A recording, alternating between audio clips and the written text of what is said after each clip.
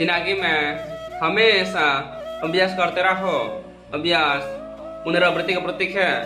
पुनरावृत्ति आदत अथवा कौशल का प्रतीक है। कौशल विद्या का प्रतीक है। विद्या योग का प्रतीक है।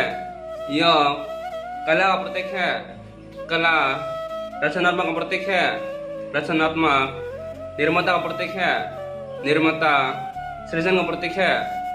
सृजन शिल्प का प्रतीक है। शिल्प भगवान का प्रतीक है। भगवान सुंदर ग्रह का प्रतीक है। सुंदर ग्रह सुंदर रहस्य का प्रतीक है। सुंदर रहस्य सुंदर जन्म का प्रतीक है। सुंदर जन्म सुंदर उत्पन्न का प्रतीक है। सुंदर उत्पन्न सुंदर निर्माण का प्रतीक है। सुंदर निर्माण सुंदर सृष्टि का प्रतीक है।